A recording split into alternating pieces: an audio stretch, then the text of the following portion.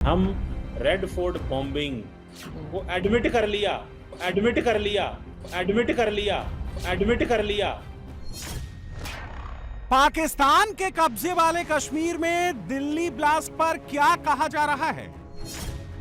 क्या मुनीर के खिलाफ सबसे बड़ा सबूत मिल गया है? क्या पाकिस्तान ने एडमिट कर लिया दिल्ली में सुसाइड बॉम्बर को पाकिस्तान से ऑर्डर आया था और यह ऑर्डर किसने दिया था? लाल किले से लेकर कश्मीर के जंगलों तक तुम्हें घुस के मारेंगे। लाल किले से लेकर कश्मीर के जंगलों तक तुम्हें घुस के मारेंगे। यह दिल्ली टेरर ब्लास्ट के 10 दिन बाद पाकिस्तान के अंदर सबसे बड़ा खुलासा हुआ है। अब पाकिस्तान को बेनकाब करने का वक्त आ गया है। अगले ऑपरेशन के लिए तैयार रहिए।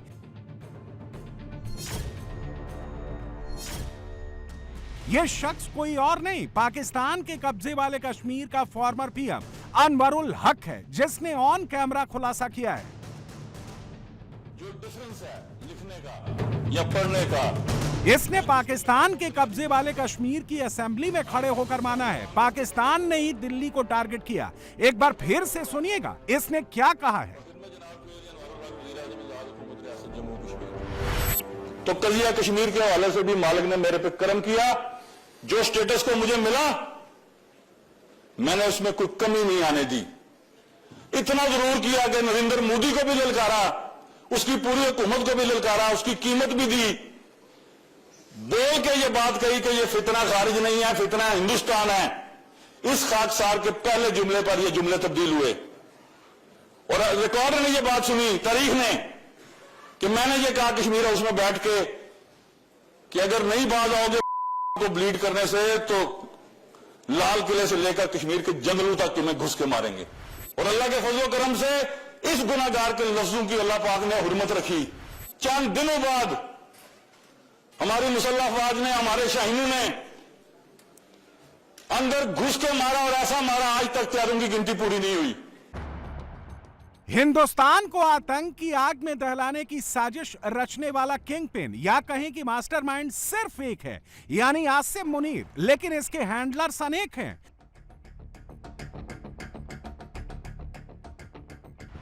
उनकी बातों से तो यही लग रहा है कि ये अपनी तरफ इशारा कर रहे हैं और ये और मौका दे रहे हैं। सवाल है, क्या मुनीर ने सिर्फ पाकिस्तानी हैंडलर्स के दम पर भारत में अटैक का प्लान बनाया, या फिर मुनीर ने बांग्लादेश को भी भारत के खिलाफ टेरर अटैक का लॉन्च पैड बनाया? मिर्जा की जाली खत्म नबूवत का मकसद था। अब कैमरे पर इसका खुलासा भी हो गया है। ये तस्वीरें बांग्लादेश की राजधानी ढाका की हैं और वीडियो में आप जिस चेहरे को देख रहे हैं उसका नाम मजहर सईद शाह है। कौन है ये मजहर सईद शाह? बदर से उठी थी, अंग्रेज का सूरज डुबोया, रूस की धराती तोड़ी। सवाल है कि कौन है ये मजहर सईद शाह और ये बांग्लादेश में फुल सिक्योरिटी में हथियार बंद बॉडीगार्ड्स की मौजूदगी में क्या कर रहा है? सच सुनेंगे तो आपके भी पैरों तले जमीन खिसक जाएगी।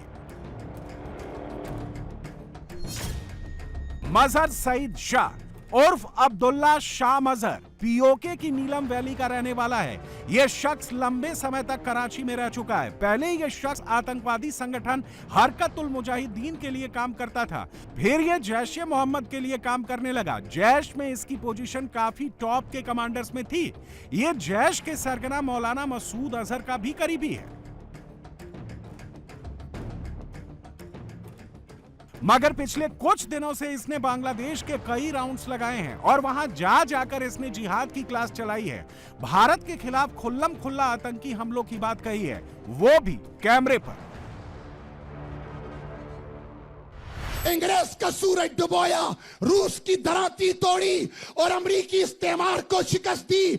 आज जिहाद गज्जा से लेकर मकबूजा कश्मीर तक जिंदा है और रसूलुल्लाह की खत्म नबूवत की मेहनत जारी है। और बांग्लादेश वालों, इस बार गलती ना करना, गलती की गुंजाइश नहीं है। बहुत सोच समझ कर इंतखाब करना और जिहाद फी सबीलिल्लाह का फरीजा भी हमारा है। इसलिए आज सब हाथ खड़े कर कर कहें, एक उम्मत एक सदा, बोलो ला इलाहा इल्लल्लाह। एक उम्मत एक सदा, एक उम्मत एक सदा। अपनी जगहों पर खड़े होकर पूरी दुनिया को बताओ कि तुमने हमें जुग्राफियाई, इलाकाई, लिसानी बुनियादों पे तकसीम करना चाहा था। हम एक थे, एक हैं और एक रहेंगे इंशाअल्लाह। कश्मीरियों से रिश्ता क्या, अरबों से रिश्ता क्या, तुर्कों से रिश्ता क्या, पाकिस्तान से रिश्ता क्या। मजहर सईद शाह नाम का ये आतंकी सिर्फ मसूद अजहर का क्लोज एसोसिएट नहीं है, ये मुनीर और पीओके की कठपुतली सरकार में आईएसआई के एजेंट्स का भी ट्रस्टेड जिहादी है। ये तस्वीरें मई में भारत के ऑपरेशन सिंदूर के बाद की हैं। उस वक्त भी आतंकी हिंदुस्तानी हमलों में मारे गए जैश के बिलाल टेरर कैंप के आतंकियों के जनाजे में फातिया पढ़ रहा था और पाकिस्तानी फौज की मौजूदगी में कैमरे पर आकर हिंदुस्तान के खिलाफ जिहाद की कॉल दे रहा था। और अब ये बांग्लादेश जाकर भारत के खिलाफ जिहाद वाला टेप चला रहा है। मेरे इस इलाके की आवाम जो कि कमाने के बजाय देने का मिजाज रखती है और मेहमान नवाजी। शहदा का लहू कभी भी ना रायगा गया है, ना रायगा जाएगा। वो अपना रंग दिखाता रहा है, दिखाएगा। शहीदों ने हमारा सर फख्र से बुलंद किया है, हमारे आज़म को जवां किया है। आज ये जो मंजर जनाजे में नजर आ रहा है, ये इत्तेहाद और इत्तफाक का मंजर है, ये जज्बा जिहाद का मंजर है, ये शौक शहादत का मंजर है।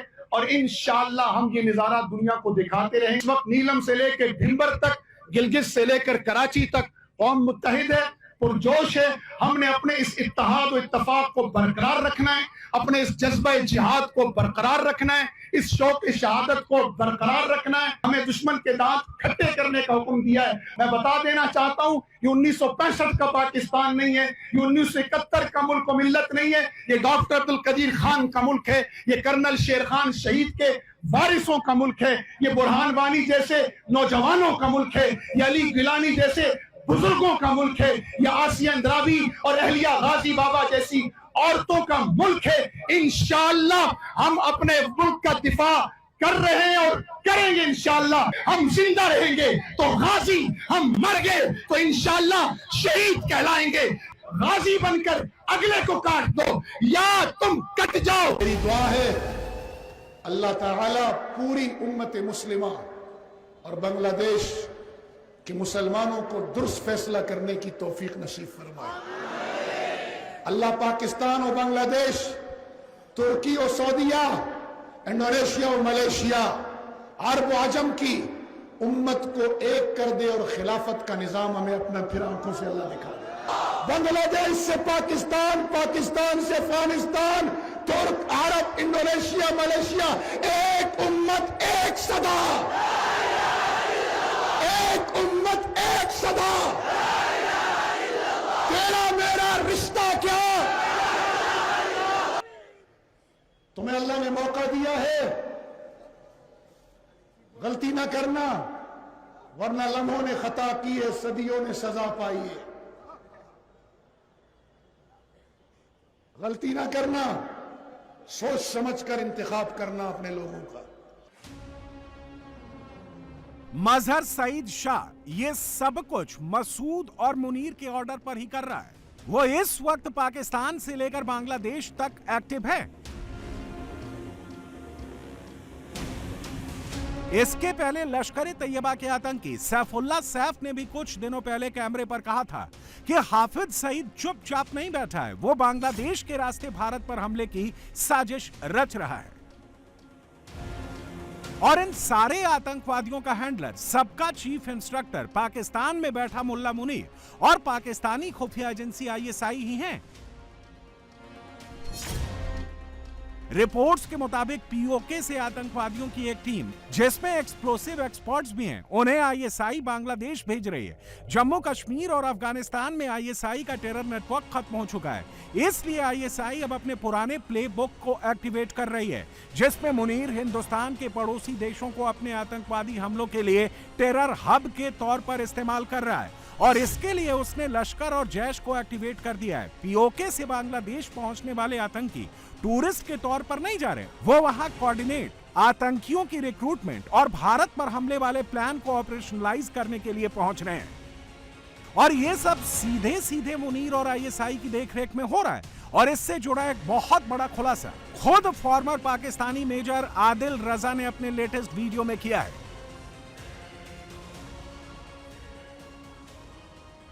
अजीज़, कश्मीर को लेके हमेशा तमाम पाकिस्तान के ऊपर काबिज फौजी जनता ने जो है अंग्रेजी में हुंता केसरिया से मन जोगी हुआ रे, दिल झूमे देखो मतवारा हुआ रे, केसरिया से मन जोगी हुआ। हर पल मनाओ केसरी त्योहार, विमल बोलो जुबान केसरी बोलते हैं उसको। जर्नैलों ने और उनके साथ पूरी फौज शामिल है, उसका इस्तेमाल किया है हमेशा। और जब वो इस्तेमाल हमेशा उसको जो है इस तरीके से किया गया है कि ठीक है, जब भी जो है वहाँ पे जहादी तंजीमों का इस्तेमाल किया गया है, प्रॉक्सी एलिमेंट्स का इस्तेमाल किया गया है, और उसको उन्होंने हमेशा जो है अपने सियासी मकासद के लिए और कौम को जो है कंट्रोल करने के लिए इस्तेमाल किया है। कि इस वक्त फील्ड मार्शल आसिम मुनीर जो है वो कश्मीर के अंदर दोबारा से उसको एक्टिवेट करके भारत को शय देना चाहते हैं कि भारत जो है वो आके कोई जंग छेड़े। अब दोबारा इसको पकड़ने के लिए प्रॉक्सी एलिमेंट्स के जरिए, जिसमें पंजाब के अंदर जो हाफिज सईद साहब हैं और मौलाना मसूद अजहर हैं और इनकी जो प्रॉक्सीज हैं, पंजाब की प्रॉक्सीज, इनके खैबर पख्तूनख्वा के अंदर कैंप्स इस्टेब्लिश किए जा रहे हैं और अफगानिस्तान में भी इनकी ट्रेनिंग करवाई जा रही है। और अफगानिस्तान में मेरा नहीं ख्याल कि उनको इल्म है अफगान हुकूमत को कि क्या काम हो रहा है। अगर उनको इल्म हो तो कभी ये ना होने दें, ये मेरा मानना है ऐसा। लेकिन ये एक बाकायदा तौर के ऊपर जाल बिछाया जा रहा है। आपका क्या तुक बनती है कि पंजाब के जो आपके लश्कर हैं, जो कि आपने खड़े किए हैं प्रॉक्सी एलिमेंट्स, जो आपने जमातें खड़ी की हैं, मिलिटेंट्स हैं, वो खैबर पख्तूनख्वा के अंदर जाके जो है वो वहाँ पे ट्रेनिंग लें और अपने कैंप्स बनाएं, गिलगित बल्तिस्तान के अंदर बनाएं। अब क्योंकि प्रेशर में आसिम मुनीर आया हुआ है और आसिम मुनीर को पता है कि उसने लंबी हुकूमत करनी है, तो वो दोबारा से इसको रिवर्स तो कर नहीं सकता, लेकिन प्रॉक्सी एलिमेंट्स को जोड़ना चाहता है जाके अफगानिस्तान के साथ कि ये जो भी कश्मीर में कर रहे हैं ये तो टेररिस्ट कर रहे हैं। मुजाहिदीन अब टेररिस्ट है ना। कियानी ने यही तो कहा ना अपने वीडियो के अंदर कि जो कल तक जो मुजाहिदीन थे हम उनको सपोर्ट करते थे, अभी उनको कुछ और कहते हैं, कुछ और का मतलब अभी इनको टेररिस्ट कहते हैं। यही बातचीत हुई ना जी, यही वो बातचीत करना चाह रहे थे, उसकी इम्प्लीकेशंस तो यही हैं। तो अब इनको और काउंटर, ये बेसिकली टेररिज्म को मैन्युफैक्चर करती है आपकी पाकिस्तान की फौज। आदिल रजा के दावों में दम इसलिए भी लग रहा है क्योंकि दिल्ली ब्लास्ट की जांच कर रही भारत की खुफिया एजेंसियों को इसमें पाकिस्तान वाला सॉलिड एंगल मिला है। सुरक्षा एजेंसियों को जैश के टेरर मॉड्यूल की जांच में एक बहुत बड़े नेटवर्क का पता चला है, जिसके तार पाकिस्तान के कब्जे वाले कश्मीर और अफगानिस्तान में बैठे पाकिस्तानी हैंडलर से जुड़े हैं। जिन दो नामों की पहचान हुई है उनमें एक है फैसल इशफाक भट्ट और दूसरी है डॉक्टर रुक्षा। ये दोनों पीओके और अफगानिस्तान से ऑपरेट कर रहे हैं। हाशिम नाम के एक तीसरे हैंडलर का नाम भी सामने आ रहा है, जो टेलीग्राम की मदद से दिल्ली टेरर ब्लास्ट के आरोपियों से कांटेक्ट में था। जांच में यह भी पता चला है कि पाकिस्तान में जैश से जुड़ा एक हैंडलर हंजुल्ला उर्फ उमेर बिन खत्ताब भी टेलीग्राम के जरिए आतंकियों के संपर्क में था। यानी भारत में आतंकी हमलों वाली नई साजिश में पाकिस्तान का लिंक करीब करीब स्टैब्लिश होता दिख रहा है। ऊपर से पीओके के फॉर्मर पीएम के खुलासों के बाद मुनीर और आईएसआई का सारा कच्चा चिट्ठा खुल गया है। अगर ये चाहे किसी भी रेफरेंस में बात कर रहे हो अनवारुल हक साहब, लेकिन इन्होंने जो बात की है वही हादसा वहां पर हुआ है। तो उन्होंने तो पहले बात की थी, हादसा होने से पहले बात कर थी, ये बाद में बात कर रहे हैं। तो मेरा ख्याल है थोड़ा सा एहतियात करनी चाहिए। और जैसे उन्होंने कहा ना कि जी हमने ऐसा कहा था तो ऐसा हो गया, और फिर उन्होंने इसी क्लिप में इन्होंने आगे कहा कि कोई और चीज भी उन्होंने बताई कि मैंने ऐसा कहा था तो जी वो भी हो गया, तो हमने अंदर घुस के जो है वो मारा। भाई हमने कब घुस के मारा? घुस के तो भारत ने मारा था। वो तो हो रहा था, हम जवाब दे रहे थे, हमने घुस के नहीं मारा था, घुस के तो उन्होंने मारा था। हम तो हमेशा से कहते आए हैं कि भाई हमने अटैक नहीं किया था, अटैक भारत की तरफ से हुआ था, हम सिर्फ जवाब दे रहे थे। इंडिया ने हमें घुस के मारा है। हाँ तो सर और कैसे मारा है? नहीं तो वो तो उन्होंने अपनी साइड से ही, अपने बॉर्डर पे ही अंदर रह के ही स्ट्राइक की ना, तो घुस के सर तो मारा। मगर सर मगर जो स्ट्राइक भी की, जो उन्होंने ड्रोन थे या कुछ भी थे वो अंदर तो फेंके ना। वो जाकर वो मसूद अजहर बेचारा, उसका घर उड़ा दिया आप लोगों ने, आप लोगों की वजह से। वो तो शुक्र है लगा बच गया वो घुस के। हिंदुस्तान जानता है मुनीर पाकिस्तान में बैठकर बांग्लादेश के रास्ते भारत के खिलाफ कौन सी खिचड़ी पका रहा है? और इन सबके बीच एक इंटरेस्टिंग डेवलपमेंट हुई है। दिल्ली में भारत के एनएसए अजित डोवल ने बांग्लादेश के एनएसए खलील उर रहमान से कोलंबो सिक्योरिटीज कॉन्क्लेव में मुलाकात की है और यह उस मुलाकात की पहली तस्वीरें हैं। एनएसए डोवल ने इसी कॉन्क्लेव में सेफ्टी, सिक्योरिटी और इस रीजन में स्टेबिलिटी की बात की है। और गुरुवार को ही इंडियन नेवी ने भी पाकिस्तान के लिए नई वार्निंग जारी कर दी है। इसका सीधा सा मतलब है कि अब की बार भारतीय नौसेना भी एक्शन के लिए रेडी हो रही है और यह मुनीर के लिए रेड अलर्ट से कम नहीं है। जी, जहां तक कि आपने पाकिस्तान और चीन के बारे में कहा, ये तो फैक्ट है और हमें इसका पूरा जायजा है और हमें इसकी पूरी नॉलेज है कि वो उनको सबमरीन दे रहे हैं और सबमरीन इंडक्शन उनकी शुरू हो जाएगी बहुत ही जल्दी। लेकिन हम हर स्थिति को मॉनिटर कर रहे हैं और उसका जो काउंटर हमें जो करना है वो उसके लिए हम पूरे प्रयास कर रहे हैं और हमें मालूम है कि हमें क्या कैपेबिलिटीज़ चाहिए जो कि हम एंटी सबमरीन वॉरफेयर के एरिया में जो हमें चाहिए होंगी। तो और भी जो कैपेबिलिटीज़ जो चीन से आ रही हैं या बाकी देशों से आ रही हैं पाकिस्तान के पास, उसका हम मॉनिटर कर रहे हैं और उसके काउंटर क्या होने चाहिए और हमें कैसे अपने टैक्टिक्स को इवॉल्व करना है, कैसे अपने चेंज करना है, हमारी क्या कैपेबिलिटीज़ हमें चाहिए, उसका हम कंटिन्यूसली एक जो है रिव्यू करते रहते हैं और उसी हिसाब से हमारा इंडक्शन और एक्विजिशन प्रोफाइल चलता है। हमें पूर्ण विश्वास है कि हम जितना हम कर सकते हैं और जितना हमें करना चाहिए वो हम कर रहे हैं उस पर्सपेक्टिव को लेकर। आतंकवादियों की सप्लाई करने वाले पाकिस्तान और उसके आर्मी चीफ का द एंड होना तय है। पाकिस्तान भी ये बात अच्छी तरह से जानता है। ख्वाजा आसिफ क्यों डर रहा है, उसका सबूत आपकी स्क्रीन पर है।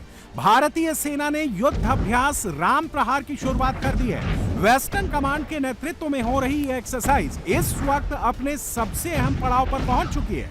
भारत की पैदल सेना, आर्टिलरी, आर्मी एविएशन, इंजीनियर, केसरिया से मन जोगी हुआ रे, दिल झूमे देखो मतवारा हुआ रे, केसरिया से मन जोगी हुआ। हर पल मनाओ केसरी त्योहार, विमल बोलो जुबान केसरी। इंजीनियर्स और सिग्नल कोर की तैयारी देख पाकिस्तान में सबकी दुगदुगी बढ़ गई है। मुनीर की फौज इंडियन आर्मी के आगे कहीं नहीं टिक सकती। मुनीर सिर्फ प्रॉक्सी वॉर ही कर सकता है। जैश और लश्कर के आतंकवादियों के दम पर आतंकवादी हमले ही करा सकता है। लेकिन भारत ने पिछले 6 महीने में अपनी तैयारी इतनी मजबूत कर ली है कि भारतीय सेना की युद्धाभ्यास का ट्रेलर देखकर ही पाकिस्तानी रक्षा मंत्री से लेकर मुनीर तक, मसूद से लेकर हाफिज सईद तक सबके पसीने छूट रहे हैं, क्योंकि वो सारे जानते हैं भारत इस बार बहुत सीरियस है, छोड़ने वाला नहीं है।